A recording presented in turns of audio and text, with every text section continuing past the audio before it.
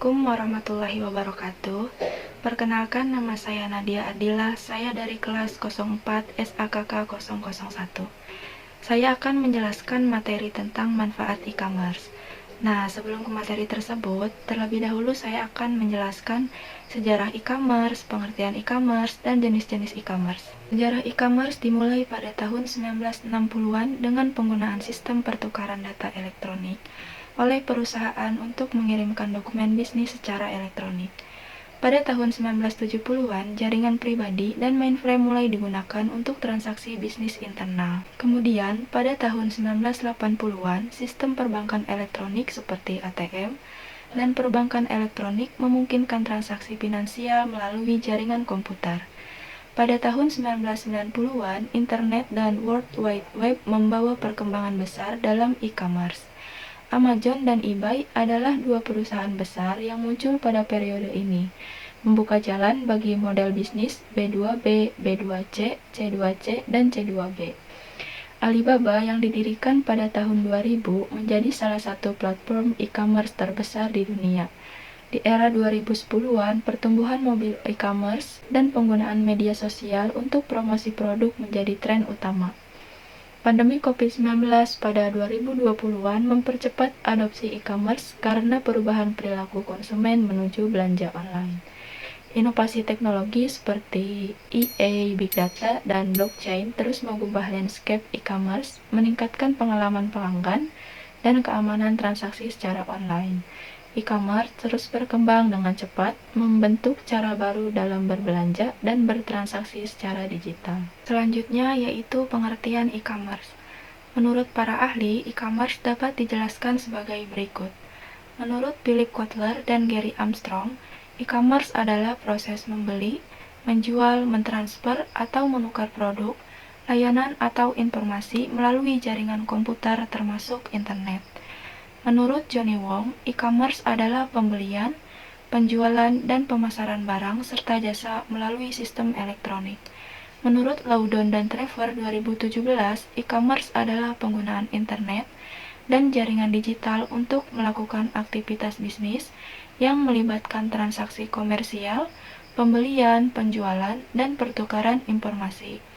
Nah, dari para ahli tersebut dapat disimpulkan bahwa e-commerce adalah aktivitas bisnis yang dapat melibatkan proses jual beli, pertukaran dan pemasaran produk, layanan, atau informasi melalui jaringan komputer, khususnya internet dan sistem elektronik. Selanjutnya yaitu jenis-jenis e-commerce.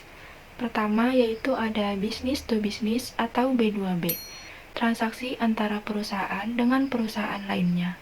Biasanya melibatkan pembelian dalam jumlah besar.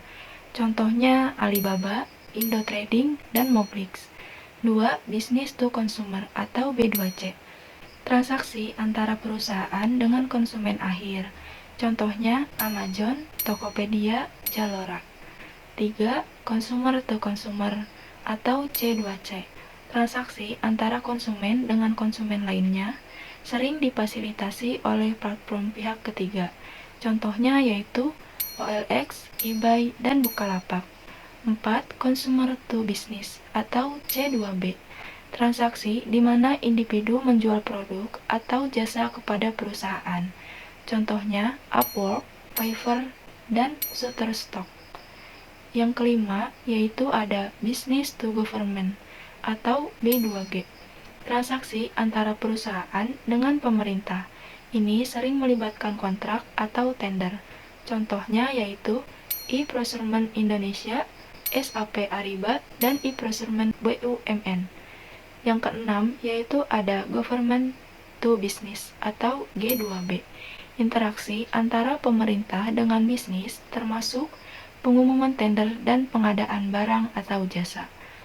Contohnya yaitu sistem informasi pengadaan secara elektronik, 2. E-katalog LKPP, 3. Indonesia National Procurement Portal. Yang terakhir yaitu ada Government to Citizen atau G2C.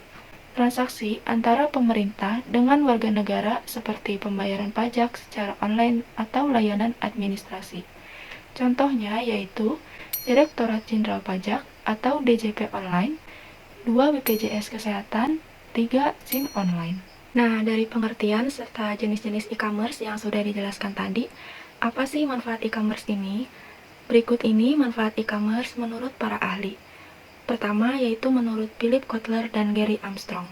E-commerce memungkinkan perusahaan untuk mencapai pasar global, mengurangi biaya operasional, meningkatkan efisiensi distribusi, dan meningkatkan keterlibatan pelanggan melalui platform online. Dua, yaitu menurut Johnny Wong. E-commerce memberikan kemudahan akses bagi konsumen untuk membeli produk atau jasa tanpa batasan geografis, menghemat waktu dan tenaga, serta memberikan pengalaman belanja yang lebih praktis. Menurut Loudon dan Trevor, e-commerce memfasilitasi integrasi rantai pasokan, memungkinkan perusahaan untuk mencapai segmentasi pasar yang lebih luas, mengoptimalkan proses penjualan dan pemasaran, serta meningkatkan interaksi dengan pelanggan melalui berbagai kanal digital. Menurut Peter Drucker, melihat e-commerce sebagai alat meningkatkan efisiensi dan fleksibilitas organisasi. Menurut Michelle Potter, e-commerce membuka peluang untuk menciptakan keunggulan kompetitif melalui efisiensi operasional, diferensiasi produk, dan fokus pada pasar.